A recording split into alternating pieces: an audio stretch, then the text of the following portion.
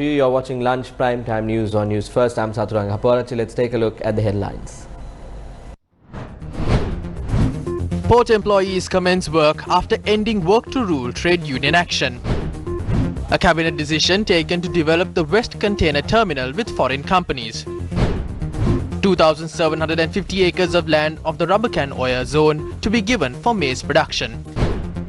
Fertilizer subsidy to be limited. Biden threatens sanctions on Myanmar after military coup.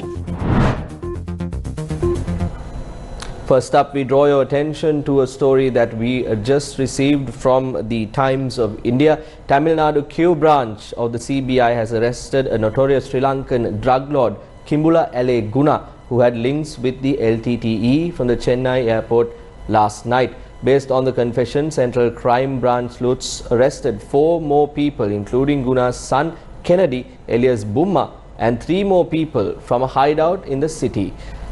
Now, this was reported on the Times of India. The Q branch wing of the Tamil Nadu police, based on a specific tip, intercepted Guna, alias Gunasekaran, who is aged 45, while he was about to board a flight to New Delhi on Sunday. Inquiries revealed that Guna was part of the foiled attack on former president of Sri Lanka, Chandrika Kumartunga, in 1999, in which she lost one of her eyes, according to the Times of India. The police team remanded all of the 5 suspects in the Changalpet sub-jail. The police said the arrest was initiated after his associate Alaga Perumaga Sunil Gamini, alias Fonseca, from Bengaluru, from a hideout in Bengaluru in October last year. Following his arrest, the police team monitored his associate movements, who holed up in various places in the state. Subsequent surveillance helped them to arrest Guna and to follow his confession. The Q branch sleuths alerted the Central Crime Branch on. They alerted the CBI regarding the Chennai City Police, which secured the other 4 people, including Guna's son. The arrested identified as Kennedy, Dileepan, Vigneshwara Perumal, and Prabhakaran. Meanwhile, the Tamil Nadu police reached their counterparts in Sri Lanka and informed them about the apprehension of Guna and 4 others in Chennai. You can tune in to News First and log into our website www.newsfirst.lk for more of the details with regard to this story. Now, let me draw your attention to the situation in Sri Lanka. Port employees resumed their duties this morning. As usual, they were engaged in a work-to-rule action since Friday, opposing the decision to hand over the East Terminal at the Colombo port to India. Prasanna Kalutarage, the co-convener of the trade union collective to protect the East Container Terminal, said they had decided to put an end to the work to rule campaign following the decision made by the Cabinet of Ministers last night to fully own and operate the ECT under the purview of the Sri Lanka Ports Authority. Yesterday, the Cabinet approved the appointment of a Cabinet-appointed Negotiation Committee, or CANC, to discuss the development of the Western Terminal of the Colombo Port with the Government of India. From this moment, the Sri Lanka Port Authority will stop the work to rule trade union action. Our workers from all trade unions will start working and will earn the lost cost during the past 4 days due to the protests. All 23 trade unions are ready to work in the East Container Terminal, and we are ready to support and strengthen the proposed development plans on the East Container Terminal and to bring in $1 billion to our country. මිලියන 1000ක් ගේන වැඩපිළිවෙලට දෙවන්තම ශක්තියක් වෙන්න බුරු සමිතිය විසිතුනම සූදානම්. Minister Bimal Veeravansa is saying that there is no issue in giving the West Container Terminal to India or West Indies. ඇත්තනම බටහිර පර්යන්තය පිළිබඳව නෙමේ සටන. Our struggle was not regarding the West Container Terminal, it was to save the East Container Terminal, and we won our struggle. Still, the West Container Terminal is not built. It is only a proposal. We don't have to fight for something which is not even built yet. We fought for the East Container Terminal and we won. Let's see what the future holds. Then we can decide on what we are going to do regarding the West Container Terminal. The cabinet media briefing was held a short while ago. Now the attention on the East Container Terminal is shifting to the West Container Terminal. However, the cabinet has given their approval to develop the Colombo West Container Terminal with foreign parties. The Sri Lanka Ports Authority will hold 100% ownership of the East Container Terminal and it will carry out the administration. Concerning the West Terminal, a controlling stake will be kept with the government, and if any country is showing any interest on the rest of the shares, the Cabinet has decided to give it to them. සභාගෙන තිරකොටස් නතරටක යම්කිසි ආයතනයක් උනන්දුවක් දක්වනවා නම් ඒකට අවසරය ලබා දීමට අපේ තීන්දුවක් කරන්න. මේ නැගෙනහිර පර්යන්තය The proposal to hand over the East Container Terminal to India was not a proposal put forward by the current government. This was a trap set by the former government. They reached an agreement that the East Terminal will be given on a 49 to 51% formula between India, Japan and Sri Lanka. The current government came into power with this international agreement. While understanding the risks that are involved when coming out of an international agreement, the government thought of the country. This strategically important port will be vested with the Sri Lanka Ports Authority. The East Container Terminal is the only terminal in our port that can do back-to-back operations among terminals. That is why the public spoke about this. There is no strategic importance in the West Container Terminal. The President's vision statement, Vistas of Prosperity and Splendor, mentions the West Terminal being developed using private investment from either India or Japan. රට හදන සෞභාගයේ දැක්ම කියන එතුමාගේ 69 ලක්ෂයේ ජනවරමට අනුකූලවයි බටහිර ජැටිය විදේශ ආයෝජන සමග සංවර්ධනය කරන්නේ. The Cabinet of Ministers has also decided to limit the fertilizer subsidies provided for all crops except for paddy. Previously, the fertilizer subsidies were provided without limitations. 382,000 metric tons of fertilizer are provided for 1.45 million beneficiaries annually. The subsidies are provided for a maximum of 2 hectares for the 2 harvesting seasons per year. It was decided to provide fertilizer subsidies for up to 5 hectares for lands determined by crop research institutes from now onwards, due to the fact that external parties benefit from the unlimited supply of fertilizer. World Wetlands Day is set for today, the 2nd of February. Wetlands across the globe are threatened as a result of haphazard constructions, filling of lands and disposal of waste material. As a result, many countries, including Sri Lanka, are on the verge of facing an acute water shortage. This year's theme for World Wetlands Day, Wetlands and Water, highlights the importance of wetlands as a source of fresh water and encourages action to restore them and stop their loss. Wetlands are considered to be rivers, tanks, paddy fields, waterways, inland reservoirs, lagoons, estuaries, mangroves, swamps and brackish marshes.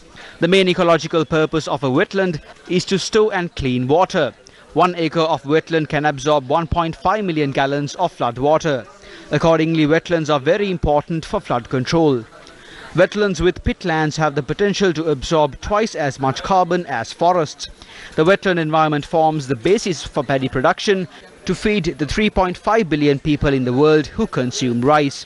Because of its importance, on the 2nd of February 1971 in Ramsar in Iran, the countries of the world signed a Wetlands Convention. The convention's purpose was to protect wetlands and preserve them. In line with World Wetlands Day, a tree planting program was commenced today. Several dignitaries, including the Minister of Environment, Mahinda Amaravira, attended the event that took place in the Ministry of Environment in Battaramulla. Under the initiative, 2 million plants are to be planted island-wide. Accordingly, a symbolic seed planting commenced today.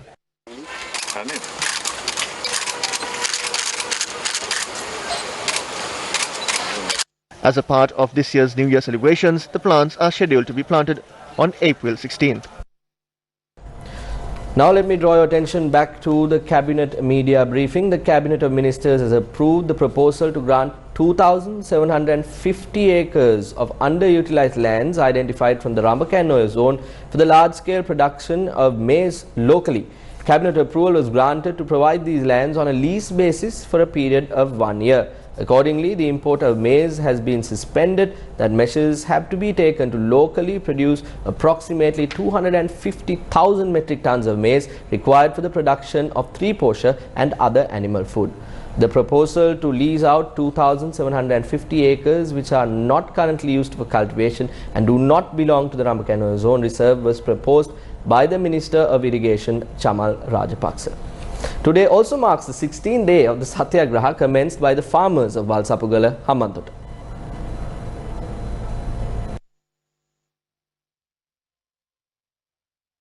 By the farmers of Valsapugala, Hambantota demanding the gazetting of the Surya Wild Elephant Management Reserve is continuing for the 16th day. If you tune in to our news reports and log into our website, you can follow this story and know exactly what these farmers are demanding.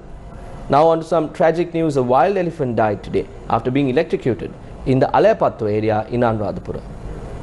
It was reported that the wild elephant had died after coming into contact with an electric fence drawn to protect a maize field in the Alayapattu area in Anuradhapura. Alayapattu is a village that has been affected by the human-elephant conflict for several years. Over a long period, the villagers have requested for an electric fence as a solution to their problem. However, since the authorities have not paid proper attention to the pleas of the farmers, they have decided to find a solution for the issue. The wildlife officials in Anuradhapura stated that action would be taken against the owner of the land. Drawing your attention to some of the political news, the Samagi Jana Balavege has organized a series of demonstrations to highlight the importance of the freedom of speech. Accordingly, one such protest was held in Kegol. The protest was held at the Central Market premises there. Samagi Jana Balavege representatives, including parliamentarian Kabir Hashim, attended the demonstration. Though they attempt to, they can't silence the opposition in parliament. They started the suppression of opposing parties along with the main opposition. Although they passed the 20th Amendment, they are even suppressing the voices of 6.9 million people who voted for them. Today, they are suppressing trade unions, the Mahasangha, student movements, and even their own voters.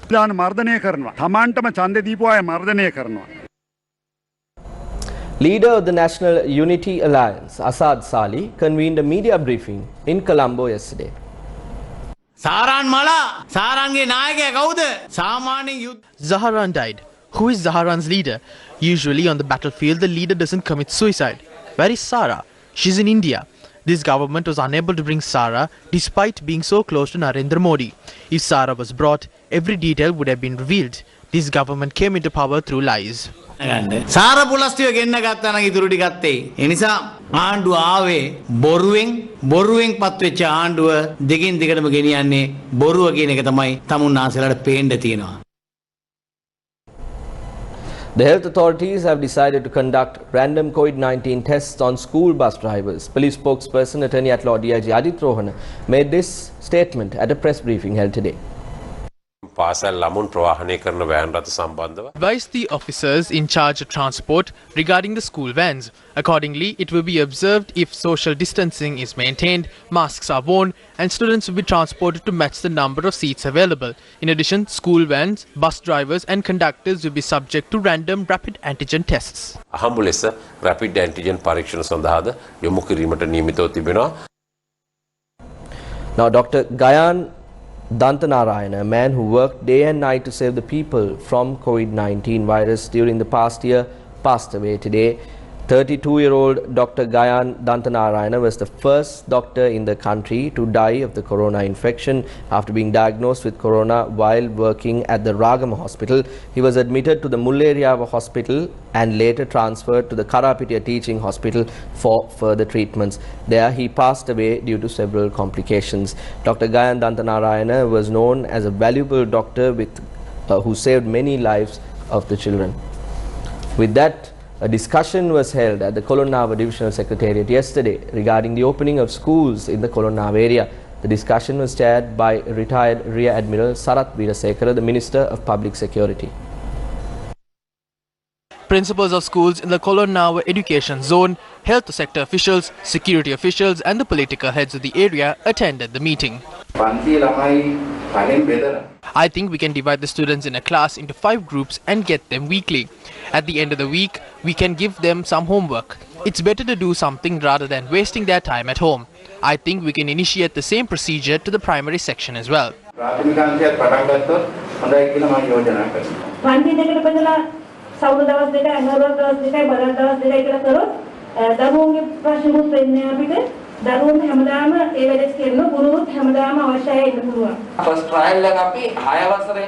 As a trial, let's start things from grade 6 upwards. I think it's better if it's done stage by stage. The Kolonnawa educational zone does not perform well during the past, but recently we were able to improve its standards.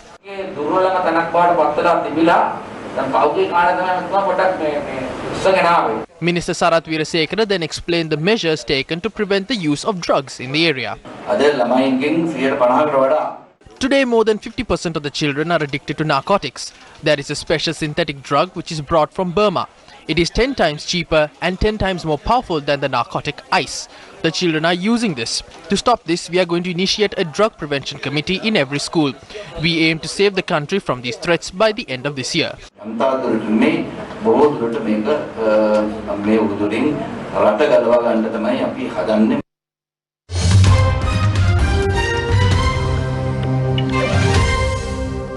In international news, US President Joe Biden has threatened to reinstate sanctions in Myanmar after the country's military seized power.